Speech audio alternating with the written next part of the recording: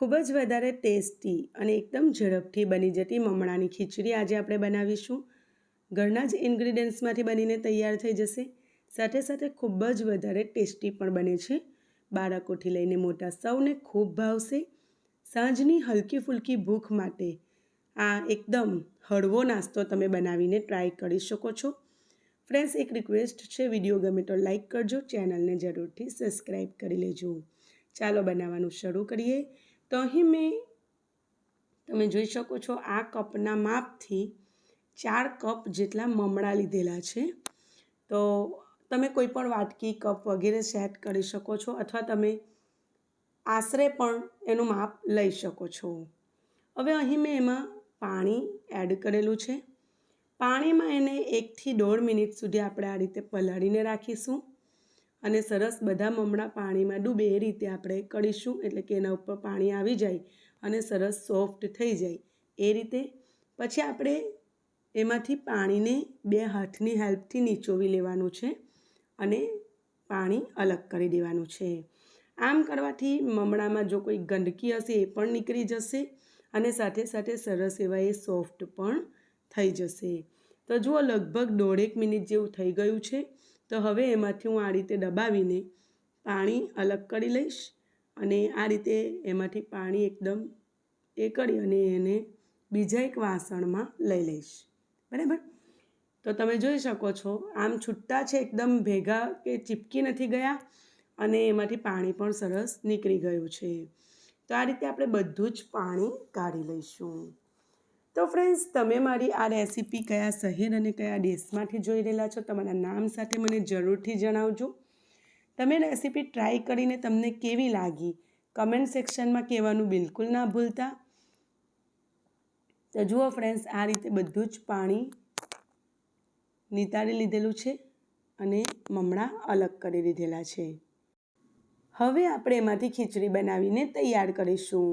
તો એના માટે અહીં મેં એક કઢાઈ લઈ લીધેલી છે. કઢાઈમાં 2 ચમચા જેટલું આશરે આપણે તેલ નાખીશું. તેલનું પ્રમાણ તમે થોડુંક વધારે થોડુંક ઓછું તમારી પસંદ પ્રમાણે કરી શકો છો. અહીં મેં 2 ચમચા જેટલું તેલ લીધેલું છે. તેલ ગરમ થઈ જાય એટલે 1 નાની ચમચી જેટલી એમાં રાઈ એડ કરેલી છે. રાઈ ફૂટવા લાગે એટલે આપણે એમાં જીરું અને હિંગ પણ એડ કરીશું. તો 1 નાની ચમચી જેટલું જીરું અને થોડીક હિંગ. તમારી પાસે હિંગ ના હોય તો તમે એને સ્કીપ પણ કરી શકો છો. થોડા મેં એમાં મીઠા લીમડાના પાન એડ કરેલા છે, એનાથી ટેસ્ટ બહુ જ સરસ લાગતો હોય છે. સાથે સાથે એમાં 2 મરચાં લીલા મેં આ રીતે કટ કરીને એડ કરેલા છે. તો તમે જે રીતનું તીખું ખાતા હોય એ રીતે તમે લઈ શકો છો. થોડુંક સાંતળી લેવાનું અને પછી એમાં આપણે ડુંગળી નાની નાની ચોપ કરીને રાખી છે. તો 2 નાની સાઇઝ મીડિયમ સાઇઝની ડુંગળી હતી, તો મેં 2 ચોપ કરેલી છે. તમે થોડી વધારે પણ લઈ શકો છો. હવે ડુંગળી સારી એવી ટ્રાન્સપેરન્ટ થઈ જાય ત્યાં સુધી આપણે એને શેકી લેવાની છે. તો મીડિયમ ફ્લેમ પર આપણે ડુંગળીને સાંતળી લઈશું. હવે ડુંગળી સરસ ટ્રાન્સપેરન્ટ થઈ ગઈ છે. તો હવે આપણે એમાં ટામેટાં એડ કરીશું. તો મેં 2 મોટી સાઇઝના ટામેટાં લીધેલા, એને આ રીતે ચોપ કરીને લીધેલા છે. તો તે અહીં એડ કરી દઈશું. તો ફ્રેન્ડ્સ, આ બહુ જ ઝટપટ બની જાય છે. Hardly 5 minutes. જો ચોપિંગ થયેલું હોય ને તો 5 મિનિટમાં રેડી છે આ નાસ્તો. તો તમે જરૂરથી ટ્રાય કરજો, બહુ જ ગમશે તમને. હવે મેં એમાં મીઠું નાખેલું છે સ્વાદ પ્રમાણે, અને મીઠું નાખવાથી ટામેટાં ઝડપથી સોફ્ટ પણ થઈ જતા હોય છે.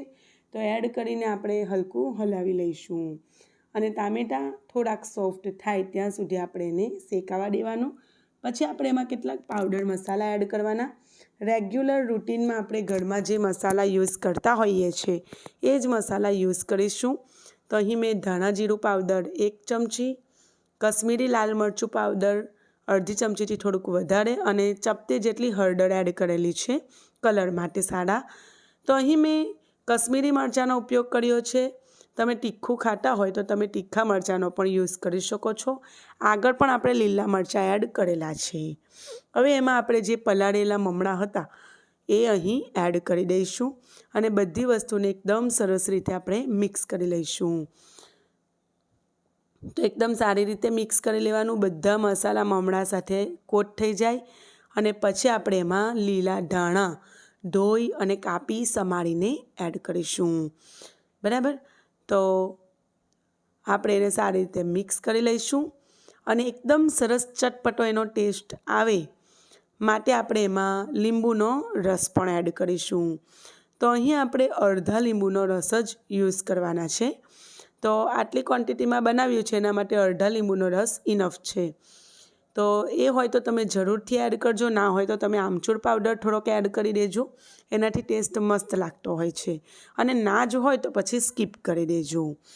તો આ રીતે આપણે સરસ મિક્સ કરી દેવાનું અને ગરમા ગરમ હવે આપણે એને સર્વ કરીશું. તો છે ને ફ્રેન્ડ્સ, એકદમ સરળ. તો તમે પણ આ જરૂરથી બનાવીને ટ્રાય કરજો. ફરી કહું છું, તમને રેસીપી ગમી હોય ફ્રેન્ડ્સ તો જરૂરથી લાઈક કરજો અને સબસ્ક્રાઈબ કરવાનું બિલકુલ ફ્રીમાં છે, એમાં કોઈ ચાર્જ નથી લાગતો ફ્રેન્ડ્સ. તો જરૂરથી સબસ્ક્રાઈબ કરજો, મને તમારો સપોર્ટ કરતા રહેજો. ફરી મળીશું એક નવી જબરજસ્ત રેસીપી સાથે. ત્યાં સુધી આવજો. Take care. Bye bye.